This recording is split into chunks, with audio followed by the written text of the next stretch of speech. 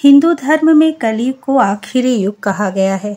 इस युग को लेकर कहा गया है कि सभी युगों के मुकाबले कलयुग में पाप कर्म ज्यादा होंगे, लोगों में द्वेष की भावनाएं हद से ज्यादा होंगी। ऐसे ही भगवान श्री कृष्ण ने द्वापर युग में ही कलयुग को लेकर भविष्यवाणी कर दी थी। दरअसल जब महाभारत काल में पांडव जुए में सब कुछ हार गए थे तो युधिष्ठिर ने श्री कृष्ण से पूछा कि हे नारायण, द्वापर युग का अंत चल रहा है, कलयुग का आगमन होने वाला है। ऐसे में हम भाइयों को बताइए कि कलयुग में क्या क्या घटेगा।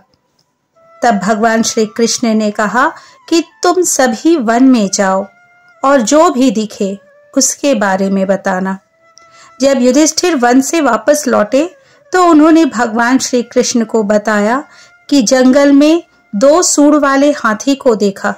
तब भगवान श्री कृष्ण ने बताया कि कलयुग में उन लोगों का राज होगा जो बोलेंगे कुछ और करेंगे कुछ।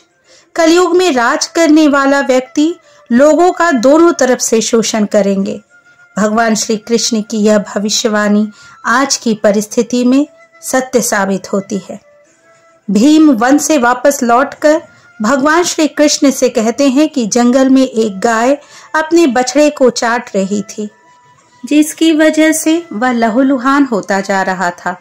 श्री कृष्ण ने इस बात का मतलब समझाते हुए भीम से कहा कि कलयुग में मां की ममता की वजह से बच्चों का विकास ठीक तरह से नहीं हो पाएगा।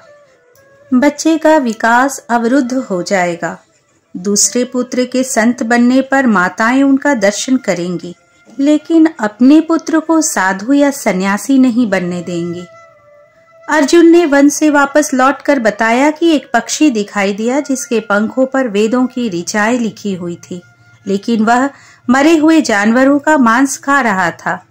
इस बात को सुनकर भगवान श्री कृष्ण ने बताया कि कलयुग में लोग खुद को बहुत ज्ञानी मानेंगे, लेकिन उनकी प्रवृत्ति राक्षसी होंगी।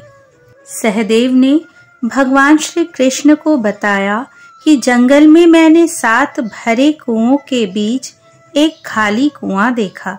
इसका मतलब बताते हुए भगवान ने कहा कि कलयुग में भूखा मरते हुए इंसान को कोई मदद नहीं करेगा। आसपास भूख से मरता हुआ इंसान दिखाई देगा, लेकिन उसे लोग अनदेखा कर देंगे। नकुल ने जंगल से वापस लौटकर श्री कृष्ण को बताया कि एक बड़ी सी चट्टान बड़े से बड़े चट्टान और वृक्ष से टकराने के बाद भी नहीं रुक रहा था, लेकिन एक छोटे से पौधे से टकराकर वह रुक गया। ऐसे में उन्होंने बताया कि कलयुग में सिर्फ हरि नाम से ही मानव समाज का पतन रुकेगा। कलयुग में हरि नाम की बहुत महिमा है। हरि नाम जपने से मोक्ष की प्राप्ति होती है। हरि नाम जपने से पापों से मुक्ति मिलती है और भवसागर से पार उतरा जा सकता है।